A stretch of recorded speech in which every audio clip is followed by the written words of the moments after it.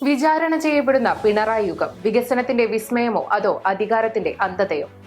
കേരള രാഷ്ട്രീയ ചരിത്രത്തിലെ സമാനതകളില്ലാത്ത 10ാം വർഷം പൂർത്തിയാക്കി അധികാരത്തിൽ നിന്നും പടിയിറങ്ങുമ്പോൾ പിണറായി വിജയൻ എന്ന രാഷ്ട്രീയ വ്യക്തിത്വം ഇന്ന് അഗ്നി പരീക്ഷയിലാണ്.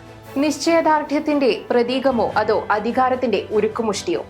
ആർക്കും തകർക്കാനാവാത്തതെന്ന് കരുതിയ ഇടതുപക്ഷ കോട്ടകളിൽ ഇന്ന് വിള്ളലുകൾ വീണിരിക്കുന്നു.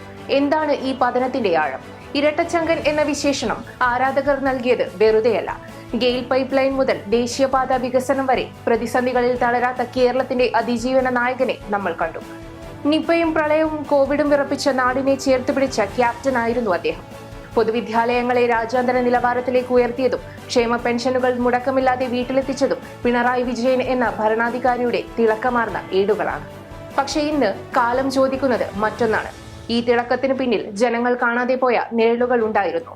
ഭരണം എന്നത് കേവലം റോഡുകളും പാലങ്ങളും മാത്രമല്ല, അത് വ്യക്തികളുടെ അന്തസ്സും സുരക്ഷയുമാണ്. നവീൻ ബാബു എന്ന ഉദ്യോഗസ്ഥന്റെ ആത്മഹത്യ ഭരണകൂട സംവിധാനത്തിലെ ഉന്നതരുടെ പങ്ക് ചർച്ചയാക്കി.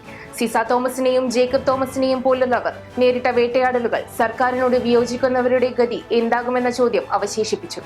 അഴിമതിക്കെതിരെ വിട്ടുവീഴ്ചയില്ലാത്ത നിലപാട് സ്വീകരിച്ചവർ ഇന്ന് എവിടെ നിൽക്കുന്നു? ക്യാമ്പസുകളിൽ നിന്ന് ഉയരുന്ന നിലവിളികൾ നമുക്ക് അവഗണിക്കാനാവില്ല. വയനാട് പൂക്കോട് വെറ്റിനറി കോളേജിൽ ക്രൂരമായ മർദ്ദനത്തിനിരയായി മരിച്ച സിദ്ധാർത്ഥ് കേരളത്തിന്റെ മനസാക്ഷിക്കേറ്റ മുറിവാണ്. SFI എന്ന വിദ്യാർത്ഥി സംഘടനയ്ക്കെതിരെ ഉയർന്ന ക്രിമിനൽ ആരോപണങ്ങൾക്കും ലഹരി മാഫിയ ബന്ധങ്ങൾക്കും മറുപടി പറയാൻ CPM നേതൃത്വം ഇന്നും വിയർക്കുന്നുണ്ടോ? സിദ്ധാർത്ഥിന്റെ മരണം ഒരു ഒറ്റപ്പെട്ട സംഭവമോ അതോ ക്യാമ്പസുകളെ ക്രിമിനൽ താവളങ്ങളാക്കി മാറ്റുന്ന പ്രവണതയുടെ ആവർത്തനമോ? KSU പ്രവർത്തകർക്കെതിരെ മന്ത്രി വീണ ജോർജ് ഉന്നയിച്ച ആരോപണങ്ങൾ വസ്തുതകളുടെ പിൻബലമില്ലാത്തവയാണെന്ന് കോടതികളിൽ പോലും ചർച്ച ചെയ്യപ്പെട്ടു. അധികാരത്തിന്റെ ഗർവ് സത്യത്തെ മൂടിവെക്കാൻ ശ്രമിക്കുകയാണ്. ഏറ്റവും ഒടുവിൽ വയനാട് ദുരന്തം. ഉറ്റവർ നഷ്ടപ്പെട്ടവർക്കായി ലോകമെമ്പാടുമുള്ള മലയാളി നൽകിയ ദുരിതാശ്വാസ നിധി വകമാറ്റിയെന്ന ആരോപണം പിണറായി സർക്കാരിന്റെ വിശ്വാസ്യതയെ തന്നെ പിടിച്ചുലച്ചു. വികസനത്തിന്റെ പേരിൽ അഴിമതിയെയും ക്രൂരതയെയും വെള്ളപൂശാൻ കഴിയില്ല എന്ന് ഒരു വിഭാഗം. പിണറായി വിജയൻ എന്ന നേതാവ് പടിയിറങ്ങുന്നത് ശൂന്യതയിലേക്കല്ല.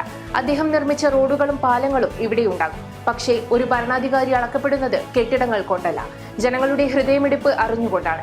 എവിടെയാണ് പിണറായിക്ക് പിഴച്ചത്? CPM ചരിത്രത്തിലെ ഏറ്റവും വലിയ തിരിച്ചടി വ്യക്തിപൂജയ്ക്കും ധാർഷ്ട്യത്തിനും ലഭിച്ച തിരിച്ചടിയാണോ?